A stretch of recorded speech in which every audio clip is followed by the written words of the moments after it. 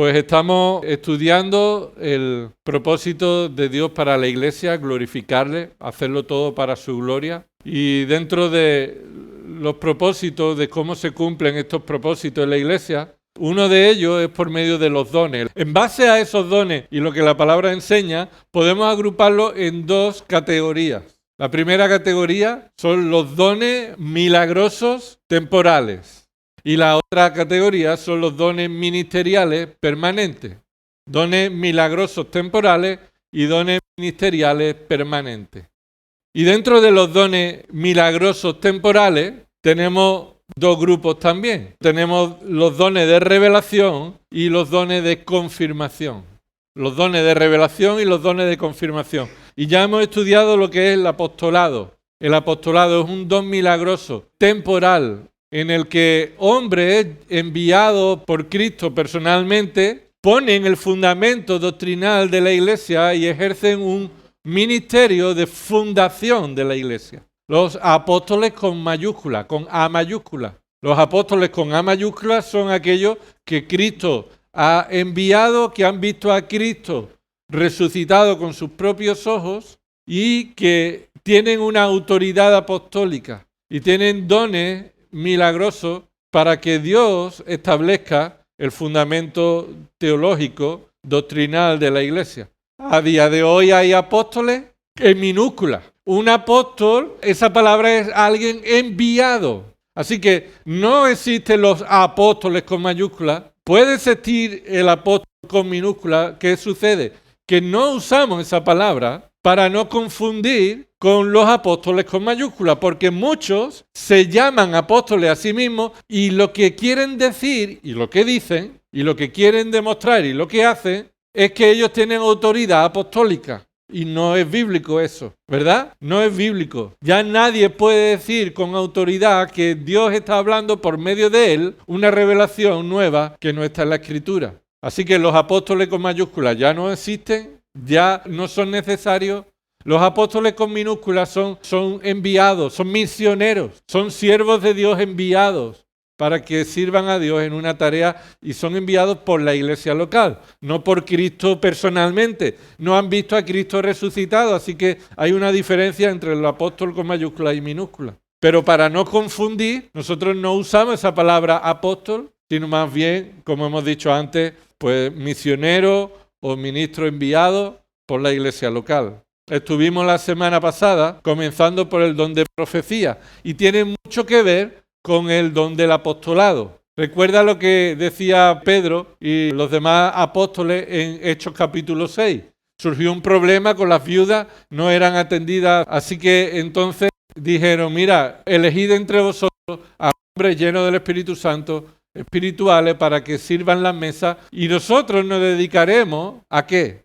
Al ministerio de la palabra y a la oración. Y eran los apóstoles los que decían. Ellos tenían una tarea fundamental, la de predicar, la de proclamar, la de profetizar. Y recuerda que profetizar es la palabra griega profeteo, que significa proclamar, comunicar, y en muchas de las ocasiones indica que está proclamando, comunicando un secreto, algo que no se conocía hasta el momento, algo que no estaba revelado hasta el momento en la Escritura. Así que era una nueva revelación.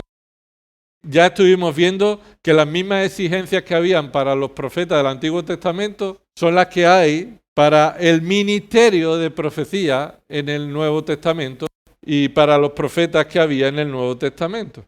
De nuevo, lo mismo que pasa con los apóstoles. A causa de los falsos profetas, a causa de haber tantos falsos profetas y las graves consecuencias de la influencia negativa sobre los creyentes, el ministerio profético debía estar sometido y cotejado con el conjunto de doctrina, lo que la Biblia enseña en muchas ocasiones, la fe. ¿Qué es la fe?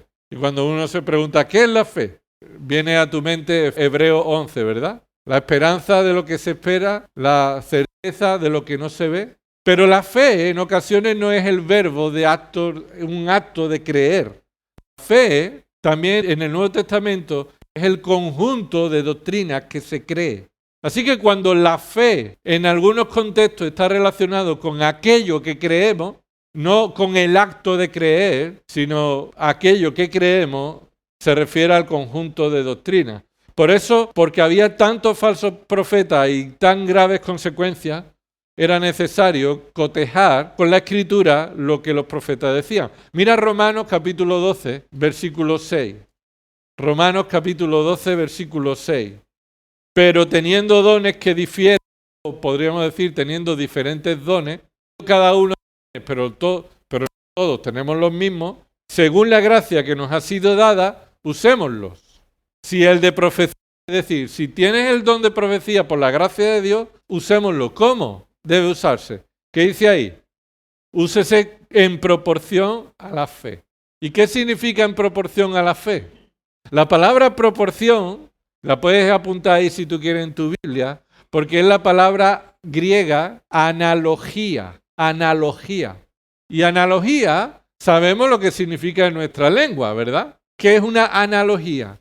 O que es algo análogo. Es algo que es similar. Algo que puede ponerse al lado y coincidir con otra cosa, con un patrón. Lo que está diciendo aquí el Espíritu Santo por medio de Pablo es que el don de profecía, profetizar, hablar acerca de la sabiduría de Dios, profetizar en nombre de Dios, debía realizarse de una manera análoga o comparada de manera igual a lo que ya se ha declarado en la fe. Y ahí la fe no es el acto de creer. En el versículo 6 la fe es el conjunto ¿de qué? De doctrina, de revelaciones que ya se han hecho.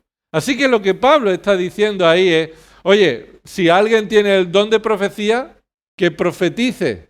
Pero tanto el que lo está profetizando, que ponga atención para que lo que profetice sea similar y comparado y no contradiga el resto de la Escritura.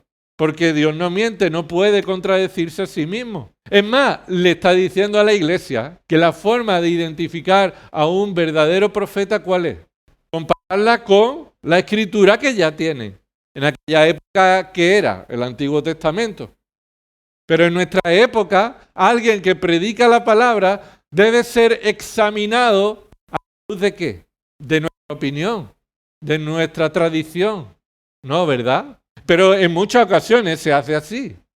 Examinamos a alguien que predica a la luz de mi opinión, a la luz de nuestra tradición, a la luz de la cultura, incluso a la luz de los gustos, ¿verdad? El predicador debe ser examinado a la luz de la palabra de Dios.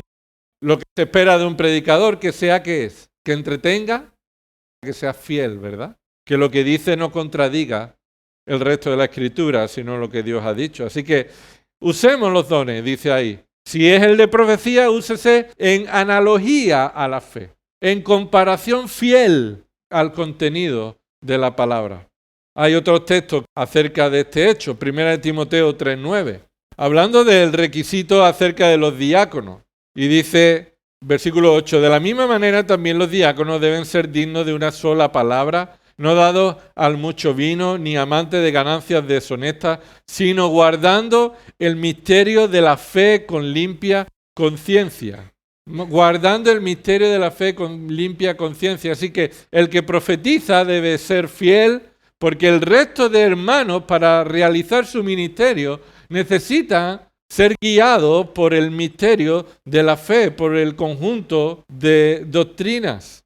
Así que a todo el que sirve debe basarse, debe cumplir su ministerio de acuerdo con la palabra de Dios. Dice el capítulo 4, versículo 1 de 1 Timoteo. Pero el Espíritu dice claramente que en los últimos tiempos algunos apostatarán de la fe prestando atención a espíritus engañadores y a doctrina de demonios. Y si prestan atención y se desvían de la fe, y entonces dice ahí que muchos pondrán atención a espíritus engañadores y a doctrina de demonios. Y esto simplemente es una forma de aludir, referirse a falsos profetas, que proclamaban las doctrinas engañosas de Satanás y que eran personas con espíritu engañador. Y por eso era necesario que de lo que se enseñaba cotejarlo a la luz de la palabra. Y Judas capítulo 1, versículo 3, Así que Judas quería escribirle acerca de la común salvación que tenían. Posiblemente la intención de Judas era escribirle acerca de las bendiciones que habían recibido, pero sintió la necesidad de escribir en una dirección diferente. ¿Cuál es? En sentido, dice ahí, la necesidad de escribiros y exhortaros a contender ardientemente por la fe. Esto es, defender, animaros a que defendáis la fe. Y la fe es el conjunto de doctrinas. ¿Por qué? Porque hay muchos hombres encubiertos dentro de la iglesia, de la congregación, que lo que van a estar haciendo son falsos profetas. Así que el don de profecía en aquella época era el don en el que se proclamaba verdades que estaban siendo reveladas en ese mismo momento por Dios y por supuesto debían estar cotejados con la palabra de Dios que ya había sido revelado anteriormente. El don de profecía se cumplía a través de la proclamación de la verdad revelada de Dios. Y era tanto la nueva revelación como la antigua revelación. Como la antigua revelación. Mira lo que dice Hechos capítulo 13, versículo 1. Hechos 13, versículo 1. Dice ahí, en la iglesia que estaba en Antioquía había profetas y maestros. ¿Lo ves ahí? Profetas y maestros. Los que están aquí como profetas y maestros son profetas que daban nuevas revelaciones. Eran profetas que enseñaban la palabra de Dios. Eran profetas y maestros porque eran personas que ya enseñaban la palabra que había sido revelada. Es decir, como cuando un predicador se pone a predicar la palabra revelada de Dios. Estos eran profetas que no estaban revelando una nueva revelación, estaban profetizando la que ya había sido profetizada. Eran maestros de lo que Dios ya había revelado. En el capítulo 15, versículo 32 dice, siendo Judas y Silas también profetas, exhortaron y confortaron a los hermanos con un largo mensaje. Aquí tenemos también a otros dos profetas, Silas y Judas. Y estos no eran profetas que traían nueva revelación. Podríamos decir que eran profetas con P mayúscula. Profeta con P mayúscula nos referimos entonces a alguien que habla de parte de Dios un mensaje que hasta el momento no se conocía. Una nueva revelación. Estos no eran profetas con P mayúscula, eran con P minúscula, podríamos decir. Es decir, profetizaban, proclamaban, declaraban, hablaban la palabra de Dios, pero no una nueva revelación, sino lo que ya había sido revelado, lo usaban para exhortar a los hermanos y consolarlos. Dice ahí, entonces ellos, que también eran profetas, exhortaron y confortaron a los hermanos con un largo mensaje. Esto se refiere con una larga predicación. En ese contexto fue necesaria. Así que por esta razón el don de profecía, que comunica una nueva revelación de Dios, vemos que desapareció cuando... ¿Qué? ¿Cuándo desapareció el don de profecía? Traía una nueva revelación. Cuando el canon bíblico se cerró. Cuando el canon que tenemos ahora mismo bíblico se cerró, cuando Dios dejó de hablar por medio de nuevas revelaciones, por medio de hombres, que su última revelación de Dios era Cristo, y aquellos que Cristo había enviado, dejaron de hablar. El último profeta que profetizó de parte de Dios nueva revelación fue Juan. Cuando Juan terminó de hablar, el canon bíblico se cerró. Ya no hay nadie más que hablara de parte de Dios.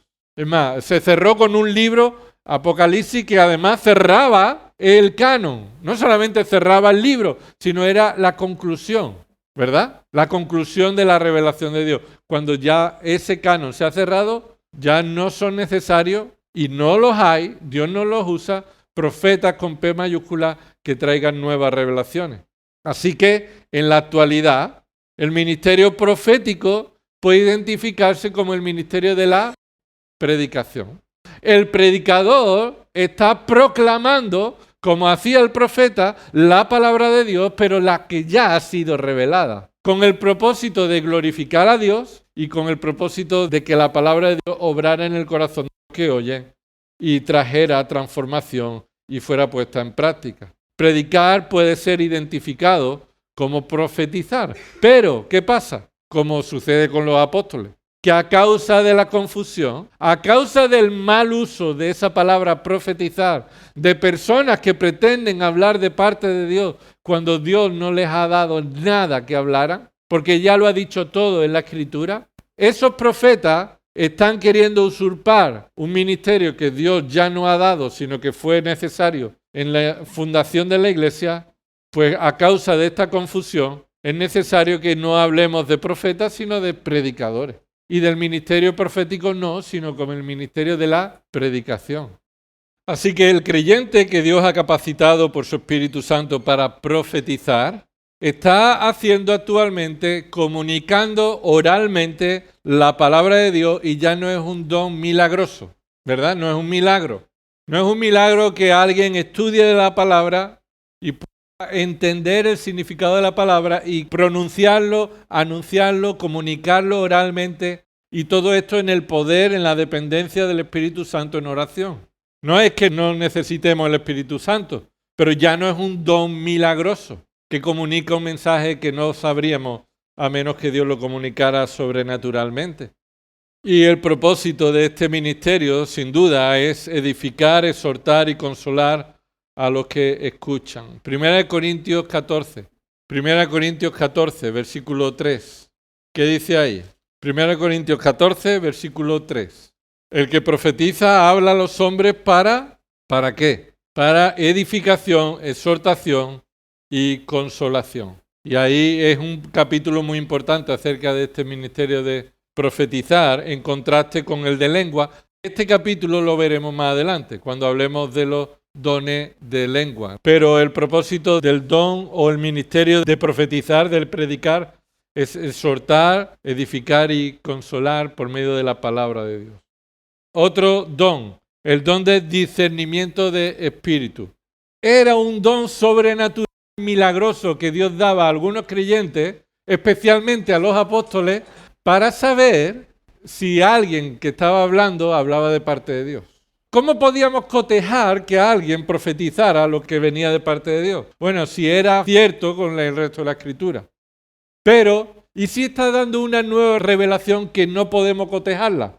Que hasta el momento es nueva, como Pablo hizo, ¿verdad? Efesios y Colosenses nos dice que Pablo está revelando un misterio escondido que ahora ha sido revelado, que Cristo es el Salvador no solo de los judíos, sino de los gentiles.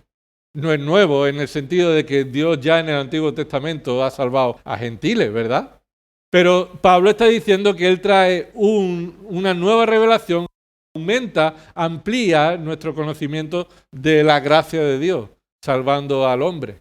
Pero si este hombre profetiza, le dice, vas a ir a Roma y serás encadenado y sufrirá.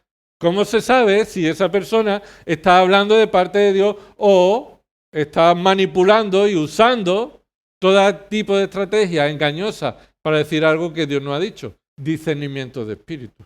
Una capacidad que Dios da para saber si el que está hablando de parte de Dios o de parte de su propio engaño. 1 Corintios capítulo 12, y dice ahí en el versículo 10, y otro poder de milagro, y otro profecía, y otro discernimiento de espíritus.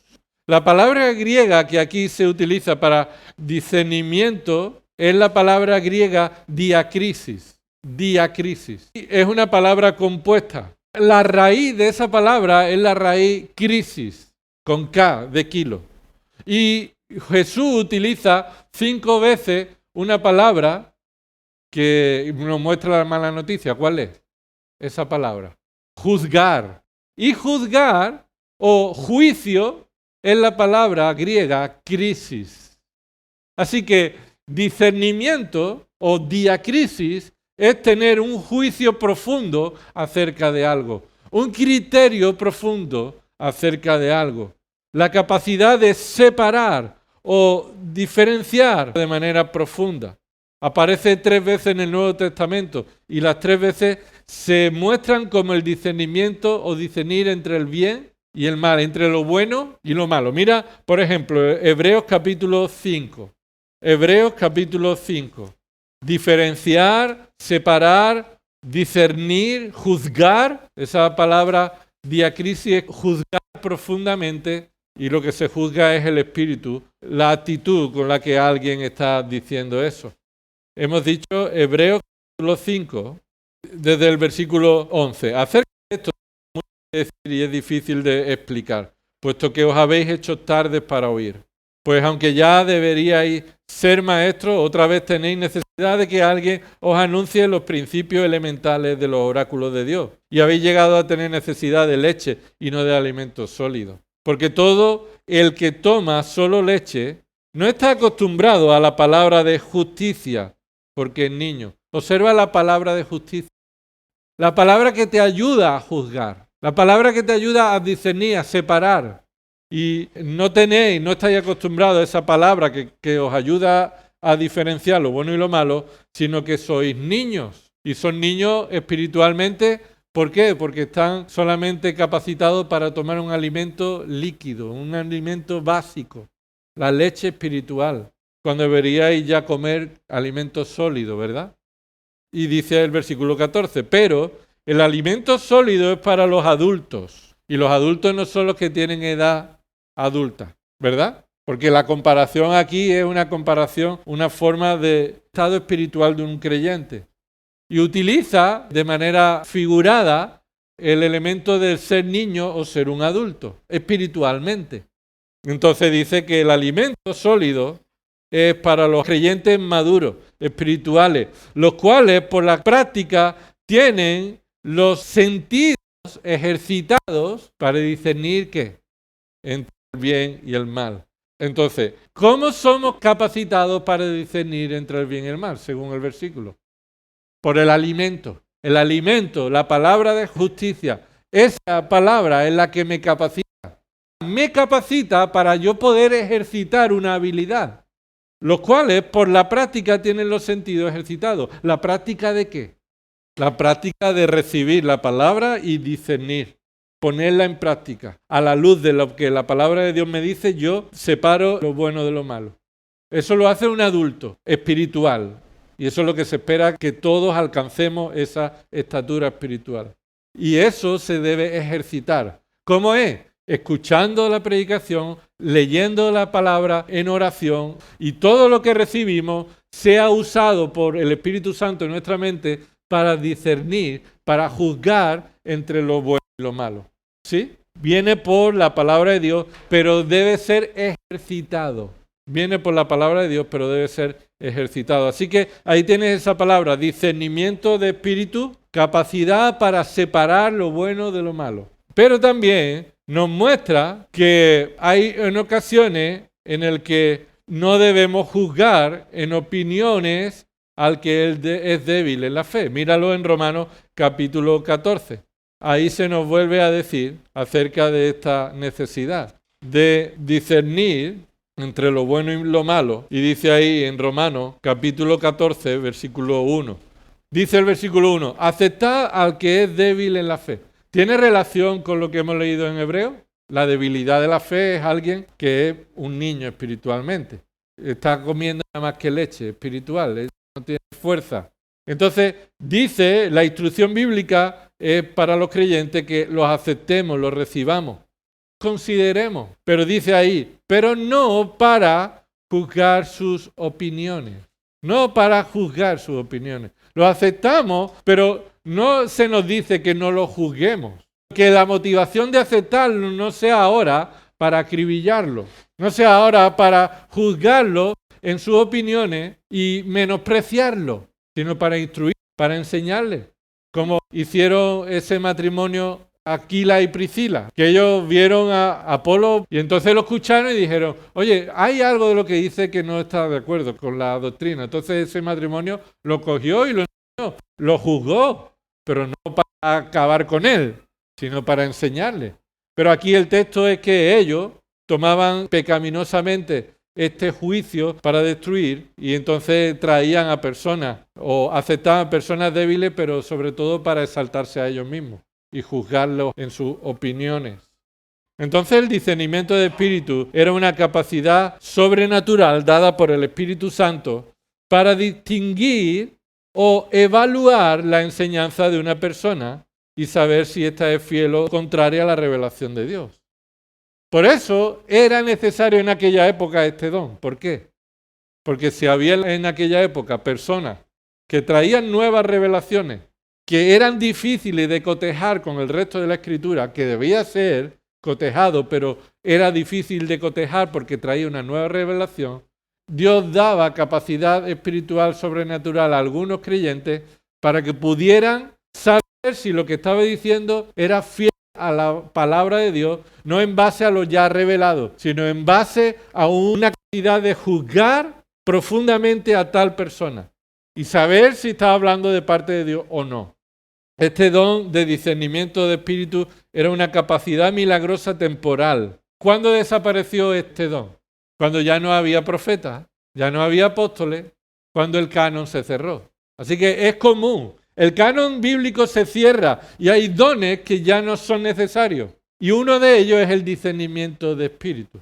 ¿Por qué? Porque ya no necesitamos saber si lo que alguien está enseñando es verdaderamente de parte de Dios o no, porque ya sabemos que Dios no ha hablado algo nuevo, sino que tiene que estar cotejado con la Escritura. Así que el discernimiento de espíritu se puede observar actualmente con discernimiento bíblico. Discernimiento bíblico. A la luz de la palabra tú puedes escuchar a un predicador y decir, ese predicador no es fiel. ¿Por qué? Porque Dios te ha dado una capacidad sobrenatural de escuchar a esa persona y saber que no está hablando de parte de Dios. No, porque Dios te ha dado el conocimiento bíblico para poder saber que esa enseñanza no es fiel a la palabra. Así que ya no es un don milagroso, sino que es una capacidad del Espíritu que caracteriza la madurez del creyente. Por eso Dios ha provisto pastores y maestros para capacitar a los santos para la obra del ministerio y para que seamos edificados a la estatura de la estatura de Cristo, para que ya no seáis, ¿recuerda que sigue diciendo ese texto? Para que ya no seáis niños, llevados por todo viento de doctrina y de estratagemas de los hombres. Entonces, la madurez de poder diferenciar si Dios está hablando o no es por medio de la instrucción bíblica. Y la iglesia de Corinto se manifestaba en este conflicto al haber personas que pretendían aparentar que hablaban a través del Espíritu Santo. En realidad, lo que hacían en Corinto era comunicar una falsa enseñanza, una herejía. 1 Corintios 12, y con esto terminamos. 1 Corintios 12, versículo 1. 1 Corintios 12, versículo 1. Y en cuanto a los dones espirituales, no quiero, hermanos, que seáis ignorantes. Sabéis que cuando erais paganos, de una manera u otra erais arrastrados hacia los ídolos mudos. ¿Qué significa? Que cuando no erais creyentes, no teníais el Espíritu Santo, erais arrastrados a adorar, a dar culto a los ídolos mudos. ¿Y cómo eran arrastrados? Por medio de falsos profetas, falsos maestros, que los arrastraban para hacer este culto. Y mira lo que dice el versículo 3. Por tanto, os hago saber que nadie hablando por el Espíritu de Dios, y eso eran los que arrastraban, personas que decían que hablaban por el Espíritu de Dios. Qué época aquella, ¿verdad? Personas que Dios estaba usando para hablar, pero en esa época el diablo levantó a gran cantidad de falsos profetas. Es más, en esta época el diablo sigue sembrando cizaña, falsos creyentes en medio de la congregación, y trae a sus ministros de mentira, pero son falsos ministros, son falsos profetas. Hay personas allí que hablan por el Espíritu de Dios y dice, nadie hablando por el Espíritu de Dios dice Jesús es anatema. Así que les estaba diciendo, necesitáis tener un discernimiento de espíritu, saber que cuando alguien habla, lo que dice no puede ser contrario a la verdad revelada. Así que esto era una forma de cotejar bíblicamente. Y nadie puede decir Jesús es el Señor, excepto por el Espíritu Santo. El Espíritu Santo no te puede dar una falsa revelación o la verdadera revelación solamente viene por el Espíritu Santo. Entonces en aquella época había falsos maestros. Era necesario cotejar si alguien estaba hablando por el Espíritu de Dios.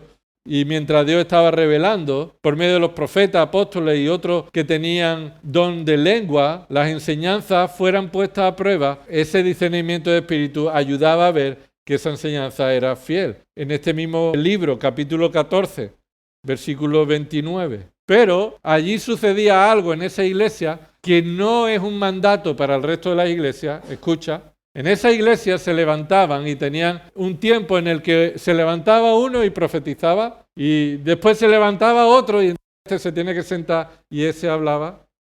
Y no es una base bíblica para que en el culto de los domingos tengamos un tiempo para que cualquier hermano que Dios le ponga en su corazón decir algo, se levante y lo diga como hacen en Corinto. Eso no es una práctica bíblica, tiene su bendición, pero dentro de todos los principios bíblicos. Dice ahí en el versículo 29, cuando se levantaban en el culto para hablar en lengua, dice, y que 2 o 3 profetas hablen y los demás juzguen. Así que se le está mandando a que los profetas que hablen sean examinados a la luz de el juicio de la congregación. Los demás de la congregación que escuchen la profecía, la predicación, son responsables ¿de qué? De tener un discernimiento, de juzgar adecuadamente. Así que desde que el canon de la Biblia se completó, después del apóstol Juan, la única forma de discernir una enseñanza comunicada en una predicación o en una conversación es por medio de compararla con la verdad ya revelada, ya asegurada, cotejada. Esta es la verdad de Dios, esta, no lo que yo diga.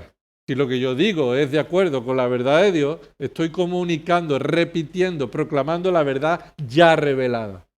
Entonces eso es lo que somos llamados a tener con la capacidad. Primera de Juan 4. Es un texto que es el que se utiliza en muchas ocasiones para decir que hoy tenemos discernimiento de espíritu. Lo que dice Juan en esta carta es que apliquemos el discernimiento bíblico. Apliquemos el discernimiento bíblico a todo aquel que escuchemos que habla de parte de Dios. Dice Primera de Juan capítulo 4 versículo 1. Amados, no creáis a todo espíritu, sino probad los espíritus para ver si son de Dios, porque muchos falsos profetas han salido al mundo. ¿Qué es lo que Juan está llamando a los creyentes? En primer lugar, le está diciendo que no crean a todo el que hable de parte de Dios. No creáis a todo. Porque alguien diga que es creyente, que es predicador o que es tal y cual y que habla de parte de Dios, no lo creáis de primera mano. Fijaos que no se nos está diciendo creerlo a todo a menos que pase algo. No, está yendo a lo más restrictivo, a la prueba de calidad más restrictiva. No lo creo a menos que pruebo el Espíritu, es decir, pruebo el origen de lo que es un origen del Espíritu de Dios. Dice el versículo 2, en esto conocéis el Espíritu de Dios. Todo espíritu que confiesa que Jesucristo ha venido en carne es de Dios. ¿Qué está diciendo? Que puedes ver, probar el Espíritu a la luz de la palabra. Si el que habla lo que la palabra de Dios dice, entonces créelo. Pero esto no es un discernimiento de espíritu que yo lo sé porque Dios me ha dado esta capacidad. No, yo lo sé porque Dios me ha dado el conocimiento de su palabra y ese conocimiento me capacita para decir, alarma, esta persona está diciendo no es bíblico. Señor, te damos gracias por tu palabra. Necesitamos, Señor, crecer en el alimento sólido, Padre, para que tú nos capacites para poner en práctica en nuestras vidas tu palabra, para que te glorifiquemos en todo lo que hacemos, para que tengamos capacidad de discernir entre lo bueno y lo malo. Señor, necesitamos de tu palabra, porque si somos guiados por nuestra propia opinión o sabiduría, estamos equivocados. Señor, iremos por el mal camino. Por eso, Señor, te pedimos que tú nos ayudes a crecer en tu palabra, que podamos tener un deseo y una dedicación esforzada, Señor, para crecer en el conocimiento de tu palabra y esta puesta en práctica en nuestras vidas. Que lo que hablemos sea conforme a tu palabra y que lo que escuchemos podamos evaluarlo a la luz de tu palabra. Y para que así podamos alumbrar con una luz limpia, con una luz verdadera, Señor, la luz de tu evangelio. Perdona nuestros pecados, Señor, por nuestra dejación, por pensar que no es necesario crecer en tu palabra, Señor, cuando es fundamental, es indispensable. Perdónanos, Señor, cuando no estamos separando lo bueno de lo malo, sino que elegimos lo malo, que nos gusta lo malo y que buscamos lo malo, Señor. Perdona nuestros pecados. Ayúdanos, Señor, a alejarnos del mal y seguir el bien, Padre. Todo esto oramos en el nombre de Cristo Jesús. Amén.